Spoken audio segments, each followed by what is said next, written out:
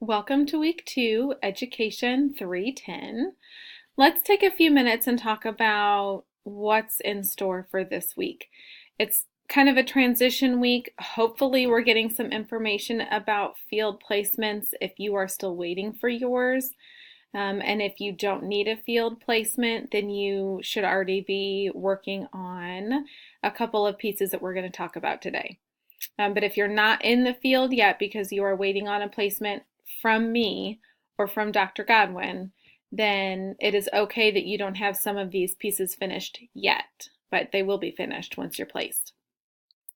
So let's take a look. If you go to the syllabus part of our course, we're going to check on what we're going to do this week. So I already have it pulled up here. And this week we're going to be talking more about growth mindset. We're going to do some more reflection and discussion on how this connects and applies to you. We're going to talk about thinking about how this works in your classrooms and in your placements, and then talking about your intervention sessions and working with students in the field.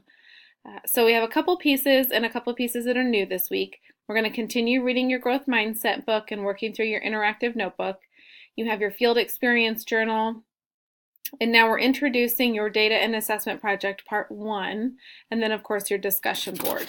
So let's go through kind of your task list. First will be that you're going to continue to read EDUC chapters 4, 5, and 6 this week, and so make sure that you're completing your interactive notebook prompts.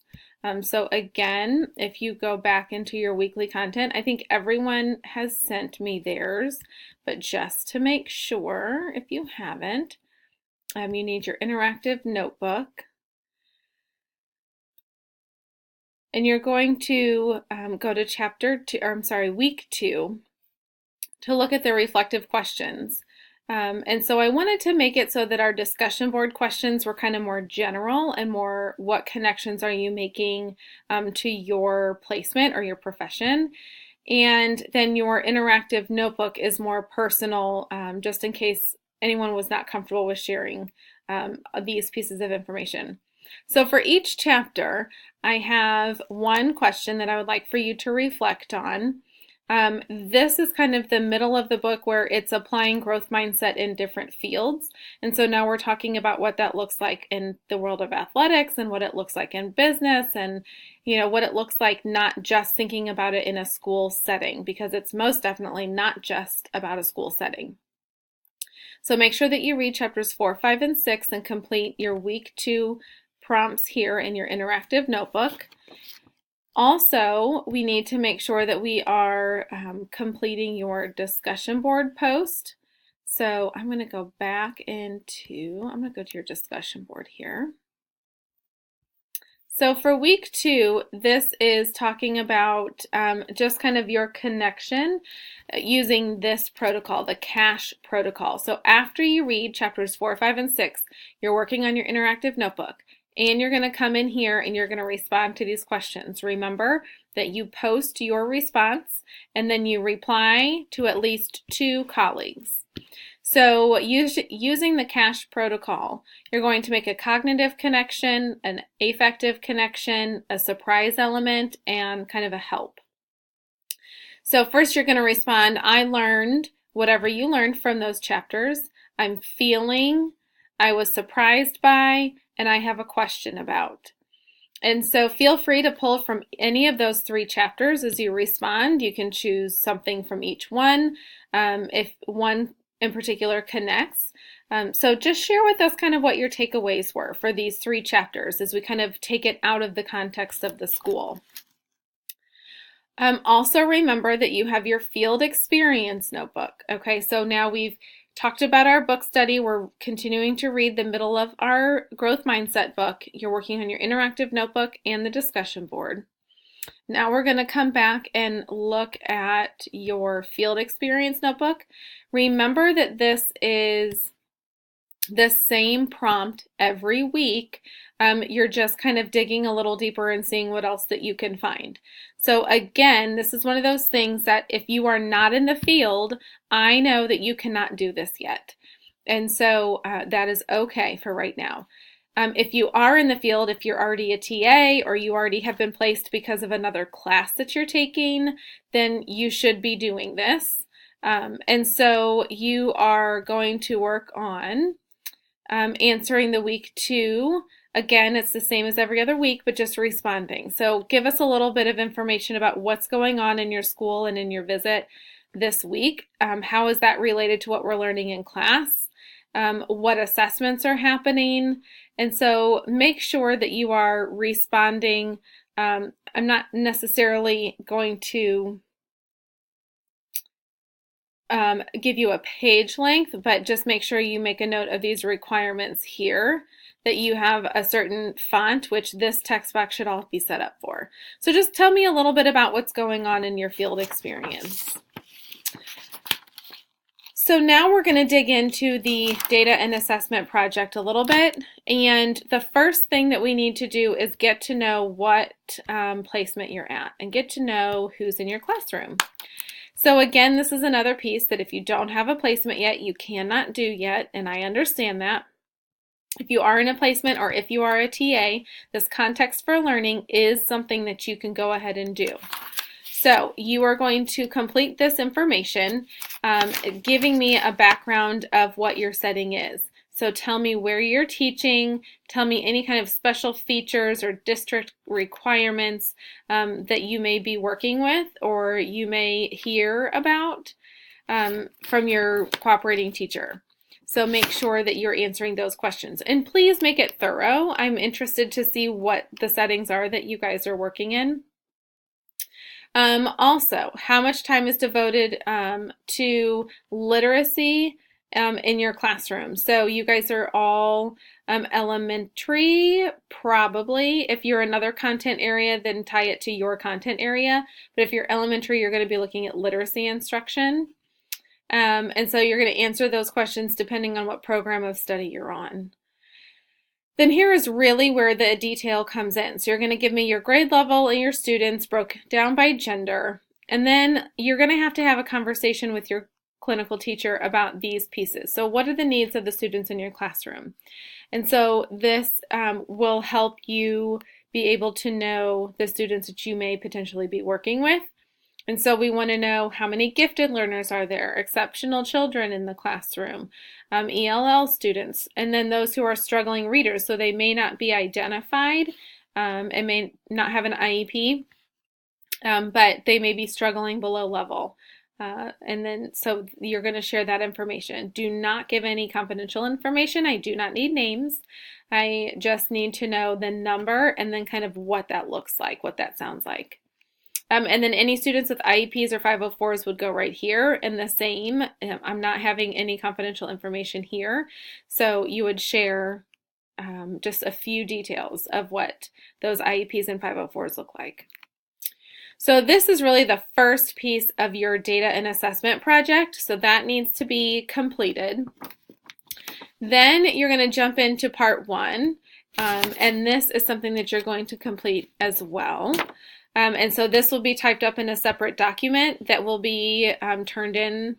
Again, if you're not in the field, you're not going to be able to do this. So you will come back and do this, and you will go back and do your context for learning. But for right now, we're just going to look at what part 1 is. So for part 1, you're looking at just the initial piece. So again, talking about student demographic information, types of assessments that are used, and direction of instruction. So in part 1, you're looking at the students in your classroom. You're just observing while you're there. You're not yet necessarily working with students. If your clinical teacher has you working with students, that is okay if they've asked you to do that. But you don't have to do it for this class quite yet. And so you're going to write up, this is kind of pulling from your field experience journal as well, but there's some additional pieces that you'll include. So this is going to be 3 pages, double-spaced, 1-inch margins, 12-point font, following APA format. And so tell me about the student demographics. Again, pull this information from your context for learning, but it should really tell me about who is in your classroom. Who are you working with? And then examples of assessments used. This section of your paper should be talking about what's happening, what types of assessment are going on. Again, this can be pulled from your field experience journal because you should be talking about the same thing. And the piece that's a little bit different is your direction of instruction. And so this is going to tell us a little bit about, based on what you're observing and looking at student data that you hopefully have been able to collect or at least talk with your clinical teacher about, what direction would you go with students in order to support their learning through interventions? So looking at the data, so you're including data in this part 3. How would you move forward with the whole class? How would you move forward with a small group of students? What would interventions be? And why are they not understanding? So for the students who are not understanding the content or didn't do well, why did they not do well? And so if you are in the field already, then this would be due on Sunday. If you're not in the field, again, you're not completing this yet because you're not there to complete it. And then the last piece, so the next step, we're going to take this part 1. Then ultimately, we're going to work this into building up a couple of lessons. Ideally, I would love it if we could get 6 lessons in. I don't know that that's going to happen now that we're already in week 2 and we still do not have placements for everyone yet. But ideally, that's where we're going to be. So overall, make sure that this week you're reading your growth mindset. We're really looking at what that looks like and what that sounds like in other fields outside of education. Make sure that you complete your discussion board prompt and your interactive notebook as it relates to your chapters in your book that you're reading. Then you also need to make sure that you are updating your field experience notebook if you're in the field, completing your context for learning as it relates to your field experience. So again, if you're in the field. And then part 1 of your data and assessment project if you're in the field. So I am going to be working diligently to make sure that we get placements early next week. And so hopefully that will happen. I will be sending follow-up emails to those of you who have told me that you need placements, just to make sure that I have all the information that I need and that I have the correct list and that we're getting the placements for the right people. So please look for that email coming soon. And then anything else, as I said, I know usually in week 1, we're waiting on textbooks to come in, or, there's a whole list of things that kind of are potential conflicts for completing work in week 1. Sometimes we're waiting on the textbook, sometimes we're waiting on materials, or it could be a variety of things. So I extended week 1 into week 2. So that means that anything that we had assigned in week 1 was not necessarily due this past Sunday, although it was recommended that it would be turned in then, if possible, just so you don't get behind. And then week 2, and then anything that wasn't completed in week 1 would be due this Sunday by 11:59. So I look forward to reading your responses on your growth mindset chapters as we look at what athletes might have, how growth mindset or fixed mindset might affect the athletic world, and what that looks like not necessarily in the field of education. So this is kind of a piece that some people tend to disagree with strongly, and so I'm interested to see what you all have to offer and what you are going to share as your takeaways. I look forward to reading your notebooks and seeing what's going on in the field, and I look forward to hearing back from you guys on your placements and hopefully getting those placements taken care of as soon as possible. If there's anything I can do, if you have any questions, please feel free to reach out anytime. Have a great week 2, and I'll see you in week 3.